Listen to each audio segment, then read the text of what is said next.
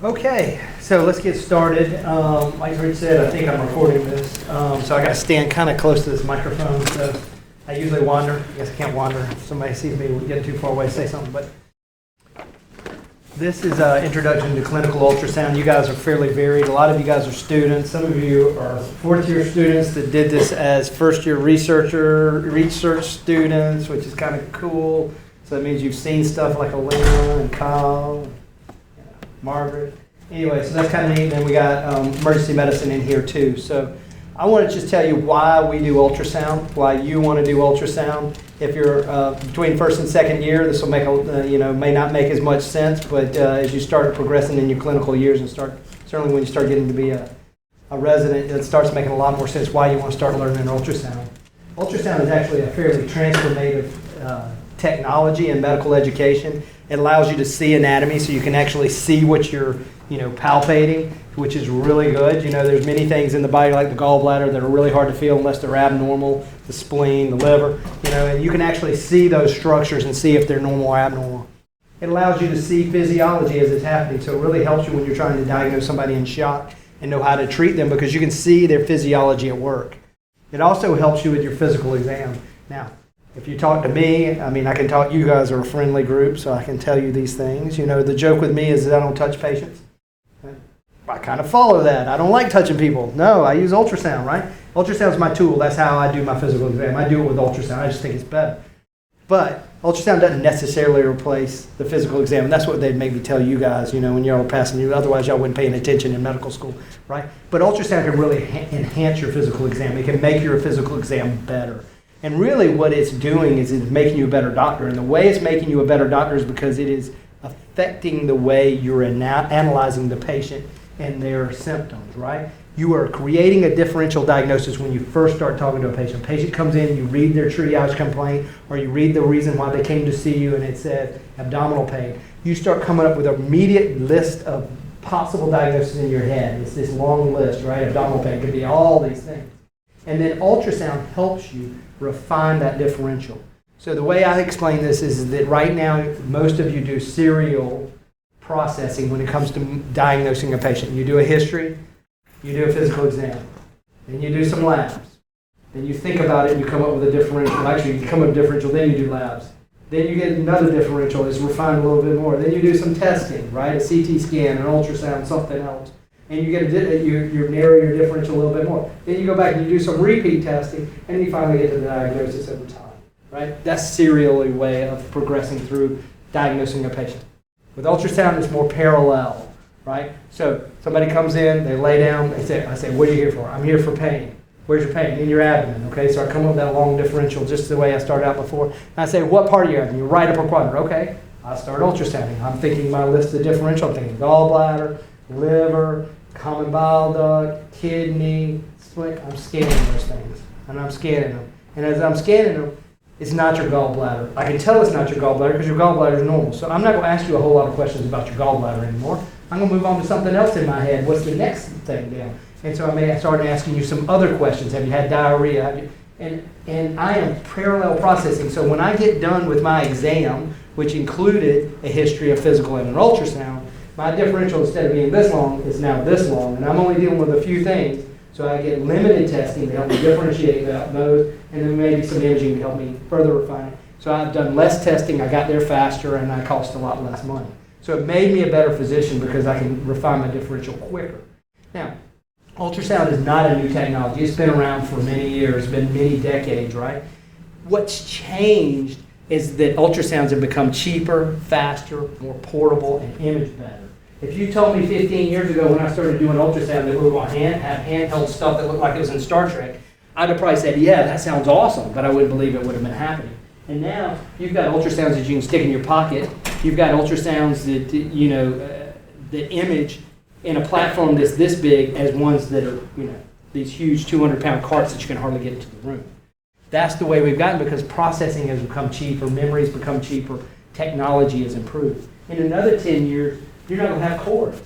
The ultrasound transducer is going to be like this pointer. It's going to be separated, and you're going to walk into a room, and there's going to be an monitor in every room, and you're going to start ultrasounding, and it's going to connect wirelessly, and you go scan it, and you're going to say, here's my image, and it's going to take it off and put it in pack so a radiologist can see it, or the surgeon if you need to see it. That's where you're going to be. Maybe be further than that. I don't know exactly where we're going to be. I can't imagine exactly where we're going to be because I couldn't imagine where we are now. This is why you guys are in the right place at the right time. You're not going back and learning technology that's going to affect how you do medicine for the rest of your lives. Everybody in this room, and I don't know what, maybe 80% of the students probably don't know exactly what they're going into, right? So you think about it, almost every specialty you're going into, you can use ultrasound. Now, if you're a pathologist, well, you probably could use it as a pathologist. Radiologist, sure, you're going to use it as a radiologist. You might not use it if you were, I don't know. Almost everything can use it. The reason why I don't know is because clinicians are using it, and all of y'all bring your creativity to the practice of medicine and use of technology, and you figure out new ways to use it. So I call this clinical ultrasound. When it was originally started, people started talking about it. It was mostly emergency physicians that used ultrasound to make diagnoses, and they were looking at people that came in with an emergency problem. They have an acute diagnosis. They have acute injury, they have acute, hypotension, they have something that's wrong with them, and you're using ultrasound to answer a yes or no question of what's wrong with them. So the patient comes in, they've got abdominal pain, they're hypotensive, there's something wrong with them. You do an ultrasound because you think that it's a AAA, you stick the transducer on there. Is the aorta normal or abnormal? If it's abnormal, it's a AAA, if it's normal, it's not a AAA. Yes or no? That's the way emergency ultrasound started off. It's a binary question.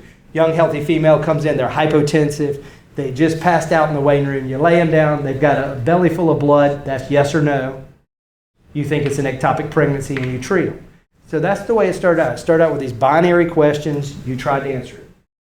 Well, as ultrasounds became more ubiquitous and they're out there in the field, different people are using it. Now surgeons are using it, and anesthesia, and medicine doctors, and pulmonary critical care, and pediatricians, and people come up with different questions. So they start using it in different ways, right? So I can't tell you exactly how every person would use ultrasound. I just can tell you that it's a technology, like a stethoscope, that's highly portable that you can use for a wide variety of things. Now, so that's why we call it more clinician or clinical ultrasound, because it's clinicians using an imaging technology to add to their patient care. So if we were a radiologist, we would be all imaging, right? We're all imaging. If you're a traditional clinician, you're all clinical. You're doing all this, and you don't do any imaging. That's the way most of the people that are instructors now are. They're all clinicians. They're very good clinicians. They don't think they need imaging, all right? Because they are very good at what they've done because they've been doing it for decades, and they know a gallbladder, a hot gallbladder when they see it. They don't need an ultrasound to tell them. They're clinicians. You guys are going to be great clinicians, and you're going to have some imaging. You're not going to be radiologists that do all imaging. But you're going to be clinicians that have a little bit of imaging technology, a little bit of imaging prowess that you can use to help you make better diagnoses. So we're clinicians, and we use ultrasound to make a diagnosis. This is very distinctly different than a diagnostic radiologist. They are imaging specialists. They often use technologists to get their images, and then they interpret the images and give you back results that you have to use clinically to figure out. So we answer very specific clinical questions. I do not want to ultrasound for a DVT in somebody I do not think has a DVT, right? I'm going to ultrasound the gallbladder in the person with right upper quadrant pain. I'm not going to ultrasound the person with right upper quadrant pain if I think they have a retinal detachment. I am answering a specific question. I'm looking for a specific answer, and that answer could be normal or abnormal. Either one of those is fine with me. Normal is a great answer. Abnormal is a great answer. It tells me something's wrong. But a normal is a great answer because I no longer worry about that being the cause. Whereas a diagnostic radiologist, when you send somebody with right upper quadrant pain to the radiologist, remember, we're just going to look at the gallbladder. They're going to look at the gallbladder, the common bile duct, the liver, the pancreas, the kidney, the right kidney, the left kidney, the bladder. Probably the retroperitoneum means they go look at the aorta and the IVC, and they're going to come back and they're going to give you all that information, but all you really cared about was the right upper quadrant because that's what the patient came in complaining about. They're different than we are. They do a complete exam. They do a complete exam, meaning that they are looking at the entire organ system. We're doing a focused or a limited exam where we are focusing in on one pathology that we're concerned about. And the only reason we're concerned about it is because we suspect that it may be there. If we didn't suspect it was there, then we wouldn't be looking at it. So what we're doing is a focused evaluation, and we're looking for focal pathology. They're doing a wide-ranging exam, looking for a wide range of diagnoses, because they don't know, because all you put down on the clinical history was abdominal pain. So they're looking for everything, right? They're looking for everything. So they're looking for subtle pathology. We're looking for specific pathology. Good thing is that we have very limited liability because we are looking for very specific things. Gallstones, yes or no. Common bile duct, normal, abnormal. Those kind of things. They're looking for subtle pathology. Theirs is a little bit different. So the patient comes in with right upper quadrant pain. You do an ultrasound. You say there's no gallstones. You're not worried about the gallbladder anymore. You move on to your other testing. Turns out they had a hepatocellular carcinoma and you missed it. You ultrasounded right through it and you didn't see it. You're not in trouble. It's not what you were looking for. That's what they're for. They're there for subtle pathology. So they are just very different than what we do. Now, because we perform the ultrasound exam, it has a lot of advantages for us. Like I told you before, it really adds to everything you're doing, including history and physical exam. It adds to all those things. So you can do those while you do your history and physical exam. This is why I said it's parallel processing. You're not wasting any time. You're not doing an ultrasound in isolation. You're talking to the patient and ultrasound at the same time. When I'm on, meaning when I'm really, really working in the emergency department, not when I'm just kind of loafing off and letting y'all do all the work. When I'm on, I'm usually ultrasounding a patient when I'm talking to them. That helps me to figure out what's wrong. If you come in with a cold, I don't need an ultrasound. You come in with abdominal pain, I'm ultrasounding you because I am narrowing down what I'm worried about while I'm talking to the patient. And there are a lot of things that you're going to come up and you're going to say, here's my differential diagnosis. It's X, Y, and Z. And I'm going to, it ain't Y and Z. It might be X, but it isn't Y and Z because I already looked at it. So it's going to make me look smarter than I am because I am decreasing the number of differential diagnoses that I'm looking at. This is why I said a normal ultrasound is just as valuable as an abnormal ultrasound. An abnormality on ultrasound may tell you what's wrong with the patient. That may give you a definitive diagnosis. Oh, this is what you got. Ectopic pregnancy, I see it. Great. That gives me something to treat. I know what I'm doing. I don't think about diagnosis anymore. I think about therapy. But eliminating things that I'm thinking about makes me look smarter than I am because I'm not thinking about 100 things. I'm thinking about 3 things. I'm trying to rule out 3 things. And if it's not those 3 things in my practice, I don't really care what you got. You're gonna live. Right? I'm an emergency physician, so I can say that kind of stuff. So it really makes you look smarter, faster, better. Those are really important. Now, the other thing that is really good for is guiding you in procedures. So we're not going to talk about this, and we talked about it this morning, but you guys have watched the video. But if you didn't see the video and you want to talk about it, we can talk about it. But ultrasound really makes you better in procedures. So even if you didn't believe me about the diagnostic stuff, when it comes to procedures are much better when you can see where your needle's going than when you can't. And that really makes a big difference because hospitals are no longer paid, they're penalized when there's complications from procedures. So just everybody in here knows that if you put in a subclavian line, there's some percentage chance that you're going to get a pneumothorax. And that is just the way life is. That's just part of the procedure. But hospitals aren't paid for that. So they want you to use ultrasound so that you can make sure you don't stick that needle in the pleura, that it goes into the vein. So hospitals are starting to make you use ultrasound, even if you didn't think that you wanted to be an imaging clinician like I told you you're going to be. And then the other place to use it is in resuscitation. As I said, ultrasound allows you to see physiology, so it makes you super good at resuscitation. So right now there's a big push at identifying sepsis. It's brought down by CMS. Ultrasound can help you identify sepsis very early on and it helps you know how to treat it. And so you will be using ultrasound in your career in almost any field you go in. Again, I can't think of many fields where you won't, but in almost anything you're going to use an ultrasound because it makes you super smart, efficient, more effective, better. All right? But even though I think that ultrasound is the key and it's going to make you a lot better, there are some times when ultrasound doesn't work for your patient. All right? I'm going to ask you this again in a little bit. There are 3 enemies of ultrasound. All right? It's the way I talk about it. 3 things you can't image through. One of them is bone. You can't image through bone, so I can't image through the brain because I can't get through the skull. I can't image through air, so if I got a bunch of bowel gas, I can't see the aorta. And I can't image through long distances. So if I got a big beer belly, I can't see down into that body. All right? So the enemies of ultrasound are bone, distance, and air. Okay, everybody got that? Because I'm going to ask you again later. Bone, distance, and air. And those are the things you can't see through. The other enemy of ultrasound is you, right?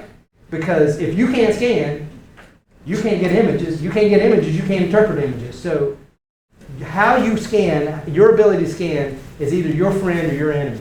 So the better you scan, the better you'll be, all right? So I can't help you necessarily overcome that except by having you scan a lot. And that's one of the reasons why you guys are here, is so you can scan a lot so you can get better. And each exam has its limitations, which we'll talk about when we talk about the exams, but that's not so much for today. Now there's 3 components to getting an ultrasound, making an ultrasound diagnosis, I guess you'd say. So the first one is image acquisition, taking the ultrasound transducer and putting it on the right part of the body and getting the right image. All right, that's the first one. The second one is image interpretation, looking at that image and knowing whether it's normal or abnormal. And then the third one is clinical integration. How to use the information you just got to take care of the patient. All right? The first 2, image acquisition and image interpretation, those are universal language. That's the same thing as everybody in France, whether they speak French or if they're in Italy and they speak Italian, or they're American and they speak English, or American. Math is all the same, right? Math is a universal language. The first 2 are universal language. So image acquisition and image interpretation are the same, no matter what specialty you're in or how you're trained. It's all the same. But clinical integration depends on how you're trained and what you're doing.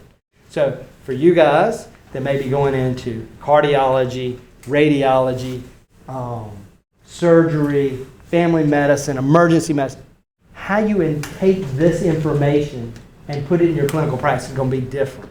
And that's okay, because everybody should be a little different. The way I integrate ultrasound in my practice may be very different than the way Dan does, the way Lee and Jed do in the back. It may be very different, but that's okay. That's not part of the universal language, but this part is, and this is what we're focusing in on a lot today.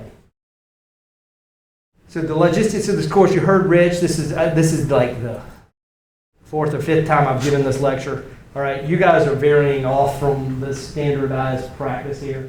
But for almost everybody in the room, you guys that are between your 1st and 2nd years, this is different. But for EMED 5008, for emergency medicine, this is a year-long course. It's just starting today. This is just the beginning. And there's going to be monthly online lectures through Schoology, which Rich will tell you about in the future. You guys, most of you guys, will be telling you about this in the morning, so when you come in, so you don't have to worry about that now. If you're in the emergency department, that's 5008, that's emergency medicine. There's machines everywhere. There's no reason you can't do an ultrasound. The only thing that holds you up from doing an ultrasound is you. All right? Residency is not about just seeing patients and straightening them out or putting them in the hospital. That is not what it's about. It's about education. So you have to carve out 3 minutes, 2 minutes to do an ultrasound. Take the time to go get a machine and hook it up after you've gotten a CT scan. It is not going to help that patient one bit for you to do an ultrasound. It helps you become better. And if you become better, then you help your patient. So you've got to take the time to do an ultrasound. You've got to make the time. And we expect you to do so many by the end of the year. For emergency medicine, it's 300. Can't remember exactly what it is for EMED 5008. Rich will go over that tomorrow, but I think it's around 150. Something like that. We expect you to do by the end of residency or by the end of the year. That's like our minimum. During the year, we're going to have some special grand rounds. We're going to have one in September where we're going to do a hospital-wide grand rounds on vascular access. You guys will be coming to it. If you're out of Augusta, you won't be able to come to it, obviously, but if you can make it, it'd be great. And then we're going to be doing central lines on cadavers. We also have some dedicated time in the Center for Ultrasound Education and Research, which is a new center. It just started up at the beginning of July. That's where I have an office now. And what that is that's a specialized place where all of clinician ultrasound is now based. So you can come over and you can get specialized training. There will be times when we have ultrasound, we'll have standardized patients to act as ultrasound models. You're welcome to come anytime and you can learn ultrasound. Anytime you can come over there, then we're there. Bring a partner, scan your partner. You get 2 residents come together or 2 students and y'all scan each other. We'll be glad to help you. We'll also be doing some rounds in the hospital. So you're welcome to that, and we'll be publishing those on our website as we start getting those scheduled. So if you weren't paying attention, and I'm pretty sure everybody's pretty much paying attention because I'm looking at your eyes, just a couple of things to remember, all right? This is the important things one more time. So the center is located in the CJ building, which nobody knows where it is, but you'll all know where it is when I tell you how to get there. Everybody know where the cafeteria is?